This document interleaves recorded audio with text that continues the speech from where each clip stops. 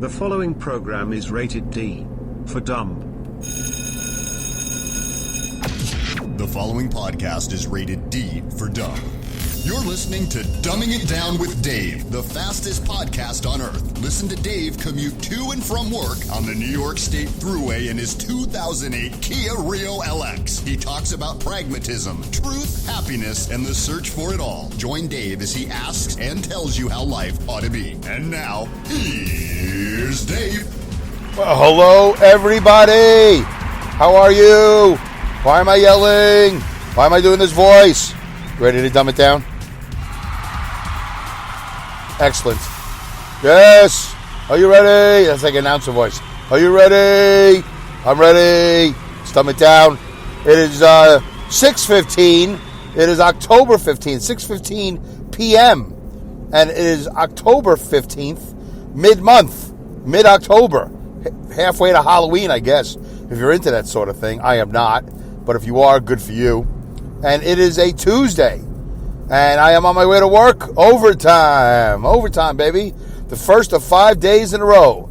It seems like I just did episode 161 telling you I'm on my way home. And here it is, 162. I'm on my way into work. I'm on my way. I'm on my way. I'm on my way. I'm like a robot. I'm on my way into work. Oh. Anyway, I got to tell you, this is interesting for me because I don't really remember much of episode 161. I don't even think I re-listened to it or listened to it, because normally what I do is I'll record it for the first half hour, leaving the job, and then I'll start listening to it to make sure that it's recorded, because I don't want to send out a horrible recording, whatever could possibly happen. I am using the Spreaker Studio recording app, so nothing should go wrong, but just in case. And just in case I said something really horrible, which I don't think I've ever have, I might want to say, well, you know what? I'm not gonna publish that. Maybe for whatever reason. But I barely remember hearing it, and then before you know it, I'm publishing it. I think I was publishing it from my wife's car, the Subaru, on my way to my parents, as I was immediately whisked away, from my job, from my home in Saugerties, straight down to Brooklyn to see my mom and dad. And I don't really remember much of the episode, but I think I might have spoken about the fact I was going to be up for about 30 hours, which I think I was. I think we got home about 11 or 15 p.m. So 11:15 to 11:15 is 24 hours. I was at work, I think at about 6 o'clock or whatever. It doesn't really matter that day. So that would be like 30 hours. And I was up hours before that. I was up, probably for about 30 some odd hours from the minute I woke up Saturday afternoon. Then I went to the gym. Yeah, so that's really painful. And that's only once every 6 weeks I'll do that, which is really plenty. That is really enough. Once every 6 weeks, I will not sleep. Did I nap on the way down? I think I fell asleep for like 15, 20 minutes on the way down. And my wife said I did not snore. And then on the way back, I think I slept for like an hour at a certain point. We did stop for dinner. Anyway, why am I giving you my itinerary? For those of you who have never listened to the show, you're new to Dumbing It Down with Dave. Just trying to give you an update as to what my life is like. Because it is Dumbing It Down with Dave. If it was Dumbing It Down with Dave with Julia, then, we would talk about Julia. But this is Dumbing It Down with Dave. And I'm dumbing down my life for you. I'm telling you that I did 5 days a week, 5 days in a row of truck driving, which is really enough right there, which is a word I love to use. That's enough. 5 days in a row. It's enough. What are you going to do now, Dave? Oh, I think I'm allowed to do nothing now. I think at this point, I'm allowed to do whatever I want. I've earned it. I don't like to use the phrase earned it often. I don't know if we ever earn anything. But, nothing. Sit there in my underwear or not and watch drag racing or, Hogan's Heroes or overeat. I like the overeating part. But I didn't. I got in a car and I went down to Brooklyn. And we got stuck in traffic in a couple spots. That was aggravating. Sunday afternoon traffic, just there's no accident. There's just not enough cars there's not enough road for the cars, or there's too much cars for the road because there is not enough mass transit on a Sunday. There's just these bottlenecks. And by the way, here's a number I always like to throw around. I'm 56 years old. I lived in New York City almost all my life. And even though I live upstate, I am very connected to New York City. The bottlenecks that exist are the same bottlenecks that have always existed. The same problems. The same ramps, on-ramps, off-ramps, the same merges, the same flood zones, the same traffic lights, the same everything. And this is part of that malaise. This particular malaise has been going on ever since. There's just something about traffic in New York City that the people in charge can't get a hold of. And I always say, put me in charge. Put me in charge. Oh, I'll fix it. But I'm sure I wouldn't be able to because it would cost money and they wouldn't let me spend money and all that. And we would try to change the mindset of drivers, but you never be able to do that. Never be able to do that. I don't want to say never. No, that's not true. It would take a long time. It would take a lot of money. Of course we can change the mindset. You tell everybody you're going to be on a luxury bus instead of sitting in traffic, then you get free water for the first year and, I don't know, personal television via satellite like you do on JetBlue. I think it would work. I would work with the people from JetBlue, and we would have JetBlue bus. And you'd be able to move about the 5 boroughs and the suburbs of Long Island and I guess maybe New Jersey, Connecticut, via JetBlue bus. And there would be these huge parking lots all over the place.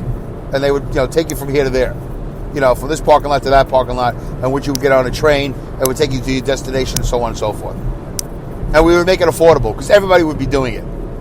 Why would everybody be doing it, Dave? Americans love their cars. Well, we would change the mindset. We would have a lot of deals, wheels and deals. Wheels? Wheeling and dealing we would do. I'll give you a for instance. By the way, we are 7 minutes into the show. And this is the part of the show I would like to have sponsored by somebody. My obligatory part of the show where I say, this is not at all what I wanted to talk about. This is episode 162, Dumbing It Down with Dave. But I hit the button and this is what happened. Let me tell you what's going on right now. Right now, and I think I've mentioned it on the show before, I'm sure I have, because it's a big problem for me, is that we have a thing called Metro North. Metro, short for Metropolitan? Sure, why not? Metro North? Yeah, because it goes north from New York City. And they call it Metro North. There is no Metro South, East, or West. It's only North. And people commute to and from New York City on Metro North.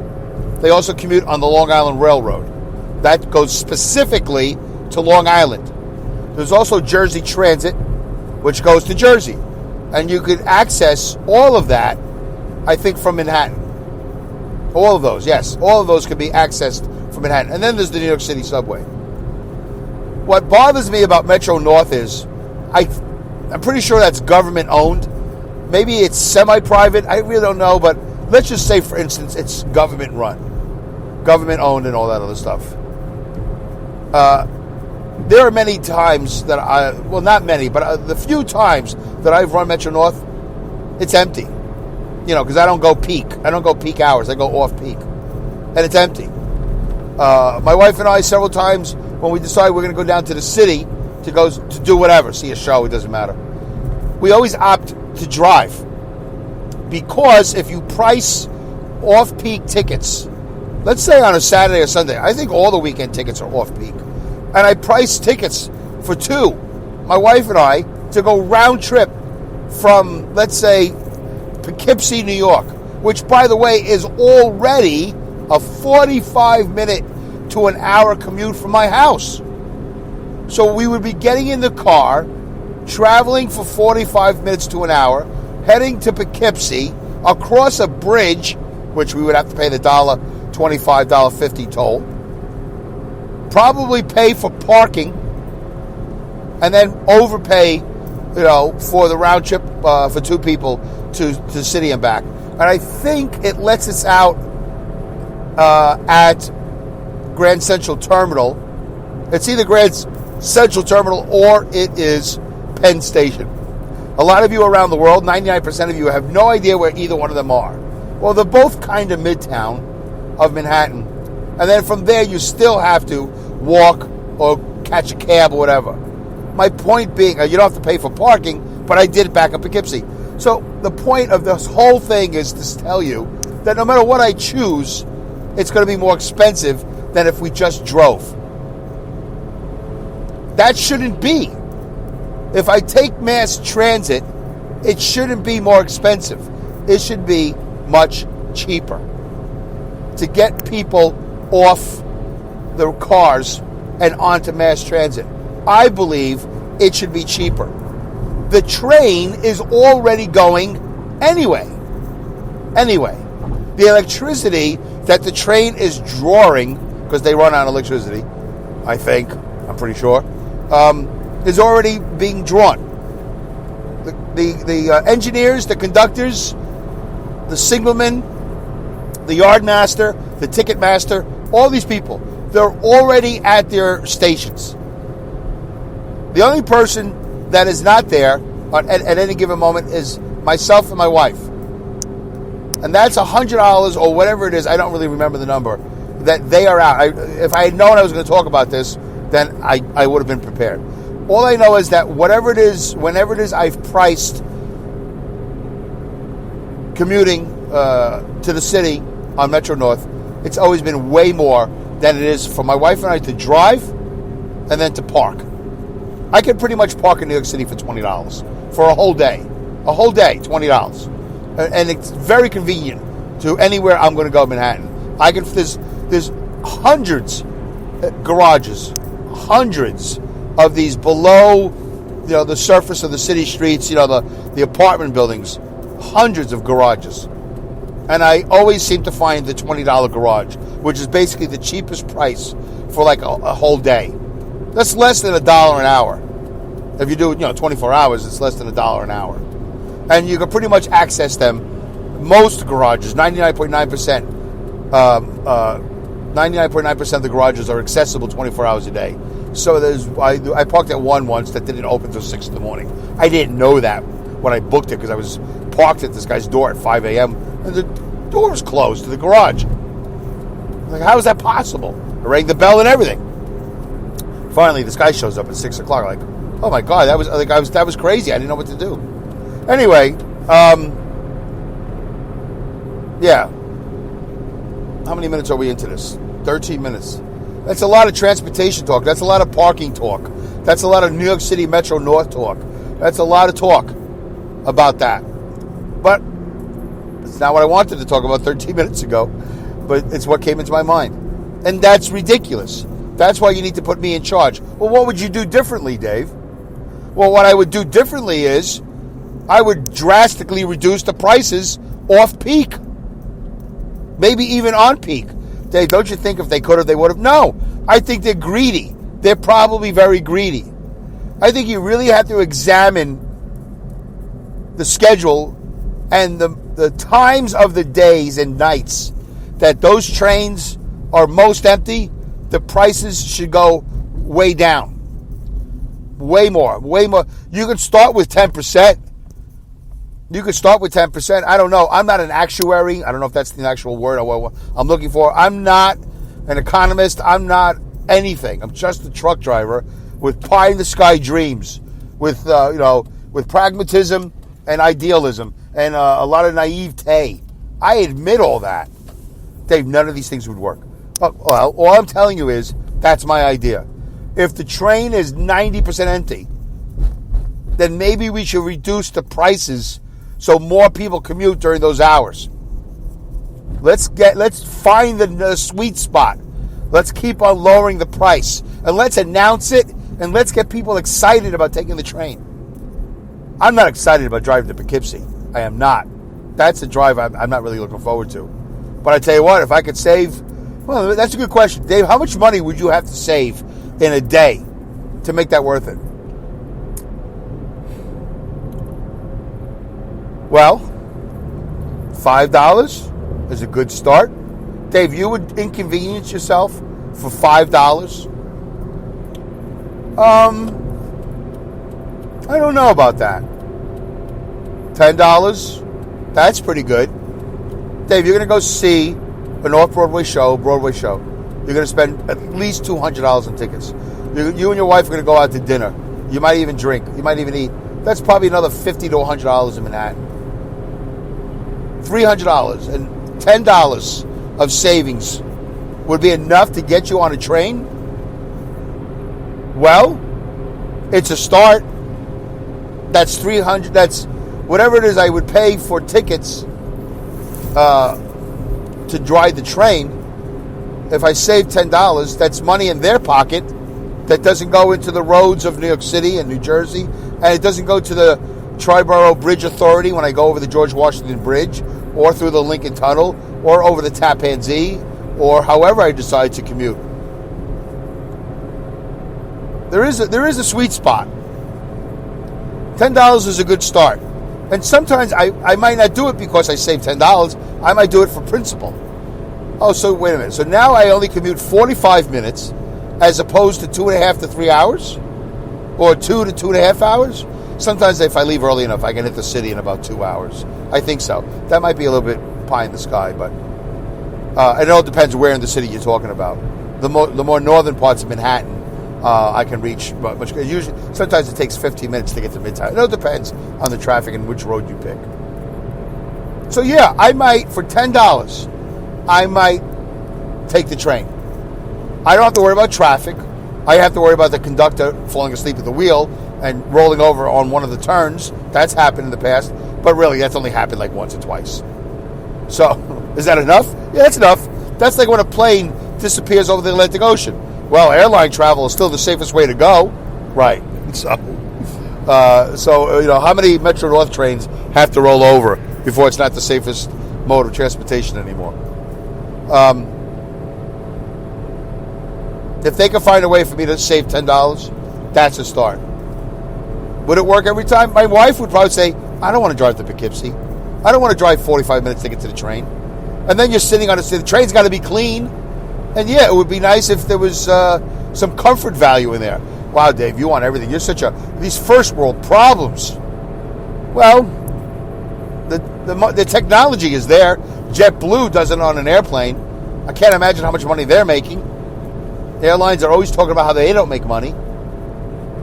And JetBlue has definitely made their inroads, interesting word, inroads into airline travel, into the airline industry by offering a low-cost airfare and giving you high-cost value. You know, with those private seats with the entertainment centers and all that.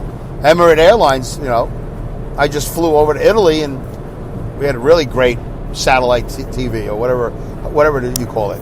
Really great with music and everything. There's a way of doing it, folks. There's a way of getting people off their cars. We're just not excited about it. We're not just paying attention to it.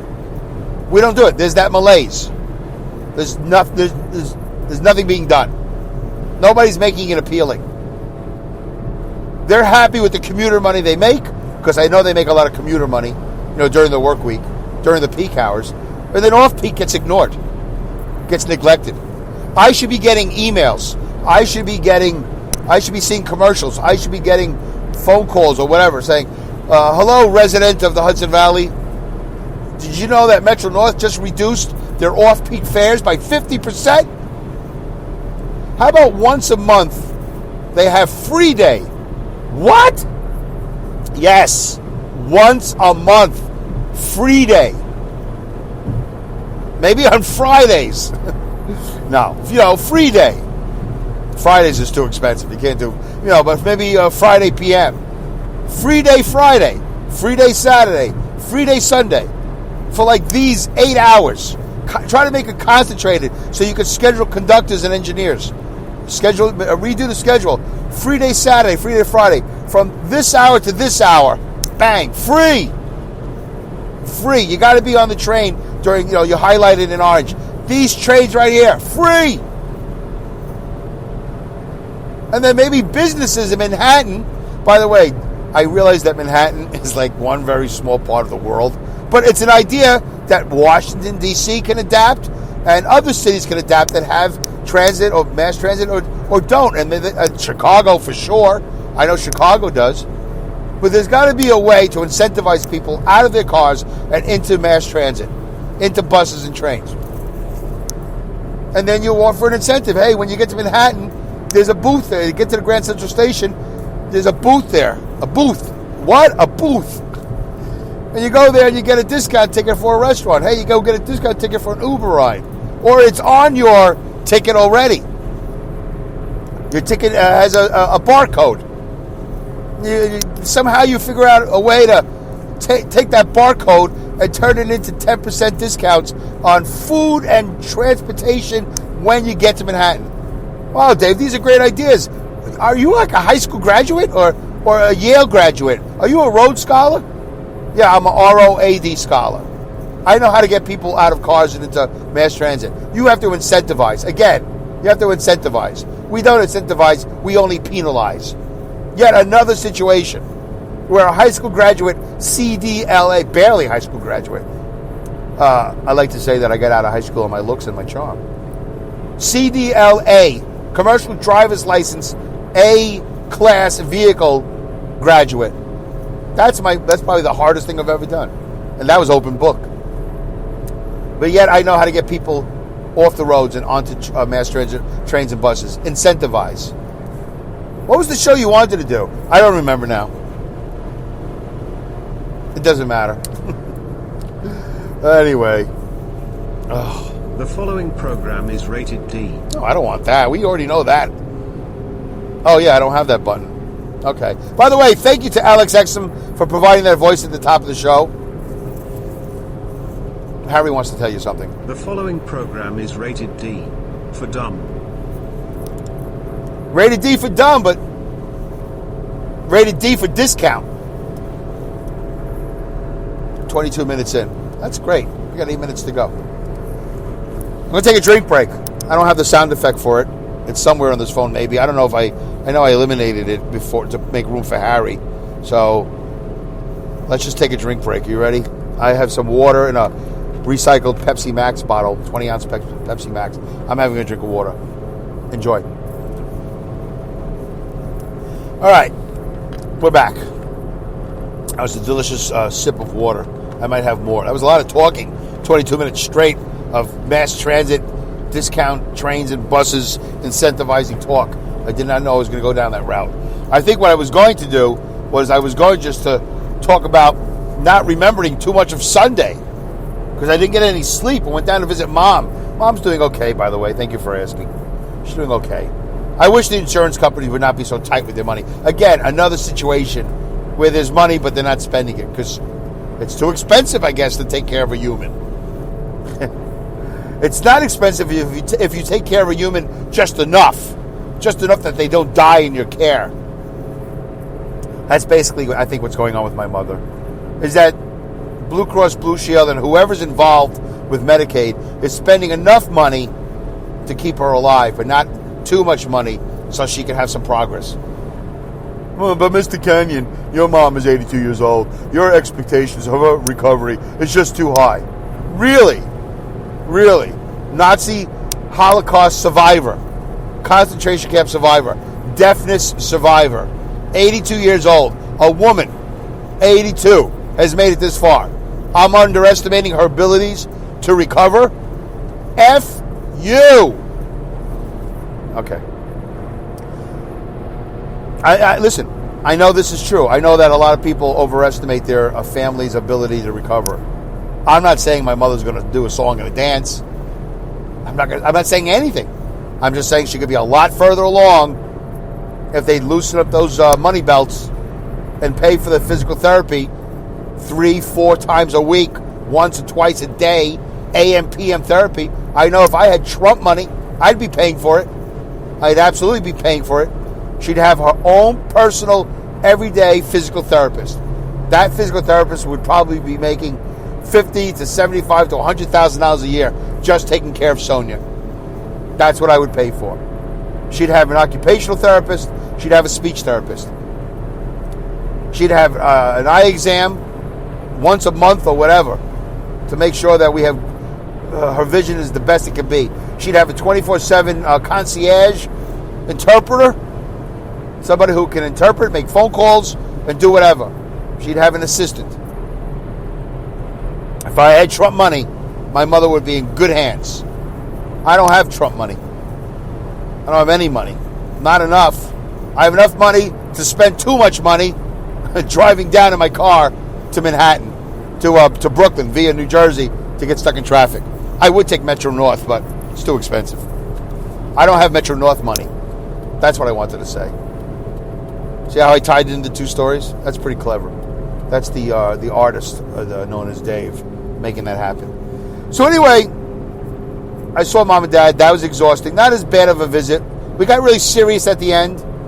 They needed them to understand that this what's going on right now is the status quo for now, but it will not be the status quo forever. I had to explain to my father, Dad, you're 81, Mom's 82. At some point, you're going to be 82. She'll be 83. Then you'll be 83. She'll be 84.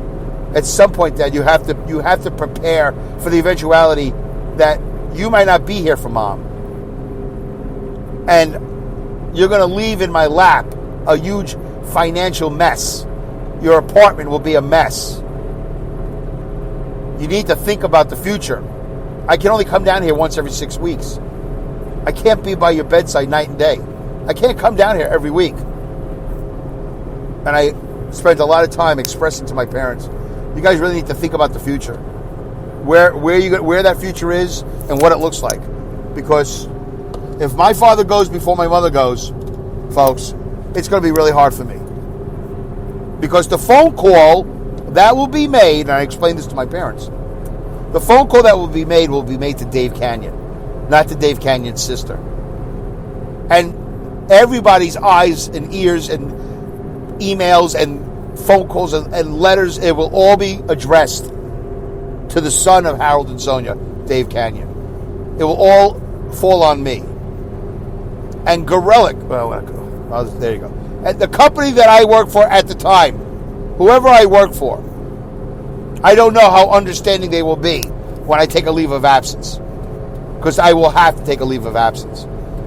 Because I know the work that will need to be done 24/7 at first, until I can iron out the details. And I'm going to have to break the news to my mother probably.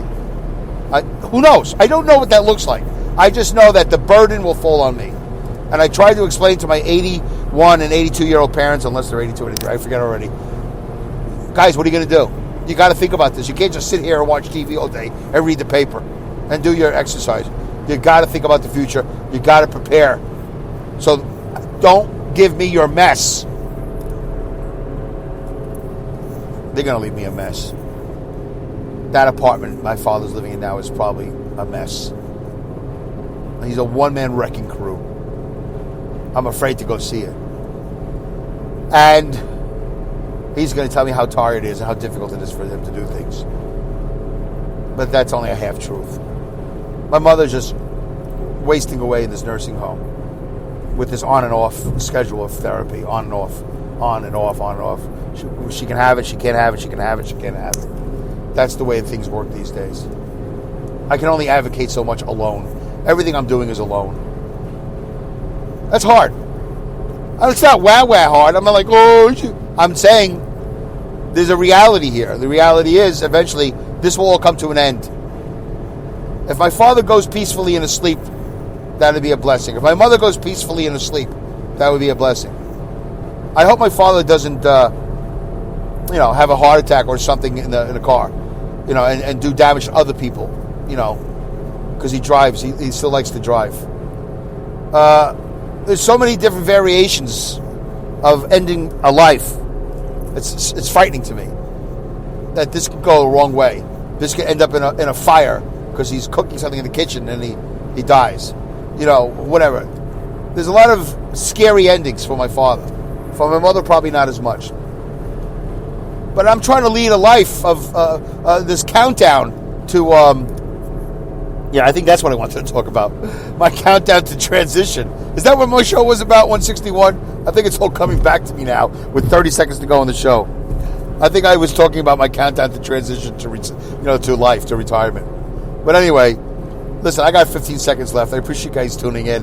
I'll try to expand on this more in episode 162. Goodbye, good day, good night, good luck, good riddance, good rats, Godspeed, and great skills. Thanks for tuning in, folks. Bye.